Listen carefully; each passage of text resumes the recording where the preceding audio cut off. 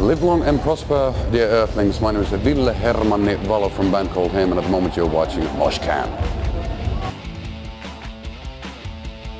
I think the cool thing about being in a rock band is that the favorite songs keep on changing each and every night, and it's all depending on how the people are going to react.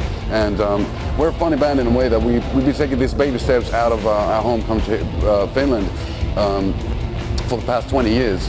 So there's few albums that some people in Germany know way better than the albums that some people in Australia know better.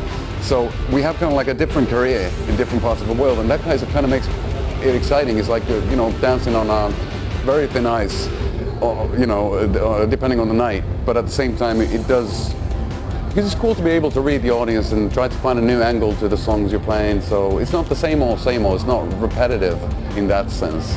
So I wouldn't say that there's like one favorite. Usually we enjoy the ones where stuff goes horribly wrong, because those are the ones you remember.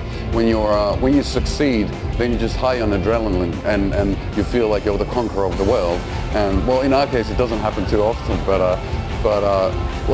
last night was fun because we haven't toured in a while, and there's the extra amount of adrenaline, at least coursing through my veins. And I was like, I thought all the tempos were really slow, and what's wrong? And I couldn't hear the bass proper, and then it was so hot. I was sweating like a maniac, like straight from looked like I'd been showering all the way through. And I think when you're able to laugh at yourself and kind of laugh at the whole being in a band thing, that makes it special, and that's memorable, at least for us. But obviously it's very, very different for audiences. Thank God.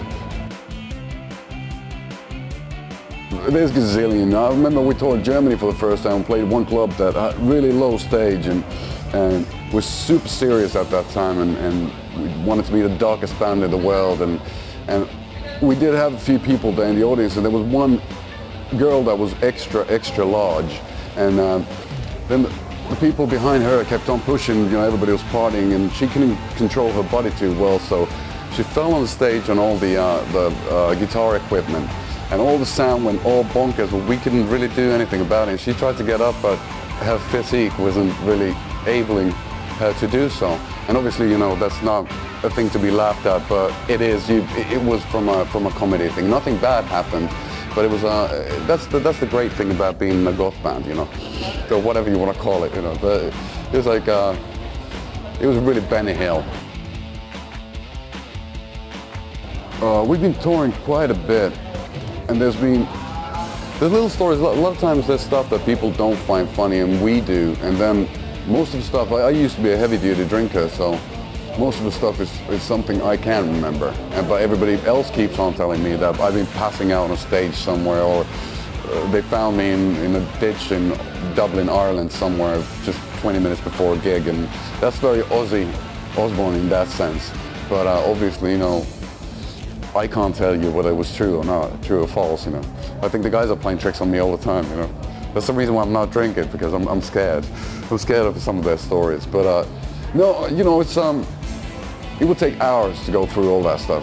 There's always something new to talk about, but also at the same time, when you're in a band, the inside humor, when there's 5 blokes in one bus for months and months on end, the inside humor gets so odd that it's impossible to verbalize it. You know, when you get so close to people that you actually, you know, by just their bodily odor, you know who is in a dark bus in the middle of the night, which can be quite, you know, it's not, I wouldn't call it erotic, but quite tense.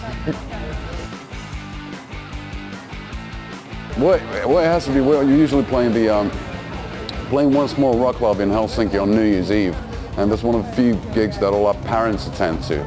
So obviously, like, my mom shouting, "Yeah, go ahead, boy. You know, Dad and Mom loves you. Just go show them." And you know, it's like, it's not funny in that sense, but it is something that really takes a rock and roller off their guard on the stage. You know, keep on blushing, and you know, it's funny and it's endearing, and you know, and the best at the same time. You know,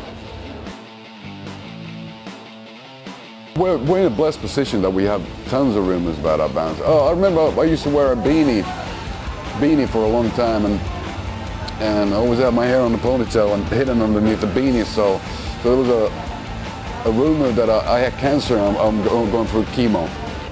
and that was fairly entertaining. So it's kind of crazy, you know, just what people can come up with. And one person, you know, the fish lie, what we call it in Finland, it's just the fish gets bigger and bigger, the lie gets bigger and bigger, and then you kind of like don't want it to stop, because I think that if there's a, you know, a classic band always has, the more roumers the better. So obviously there's like all sorts of, I'm a hermaphrodite or whatever, and you know, who am I to cut the legs of those beautiful stories, you know? We're always fighting when we're in the bus, because everybody loves different kinds of music. So I think the only thing we can agree on is something really dirty, grungy, like Carcass, or something really satanic Norwegian black metal that sounds like you're hoovering. It's just, I guess that for one reason or the other, you know, it's like somebody wants to listen to Motorhead, and at the same time somebody wants to listen to Type O Negative, somebody wants to listen to Black Sabbath or whatnot, and it never works out. So the more satanic the better, and the more the like churches burning the better too. So I don't know why.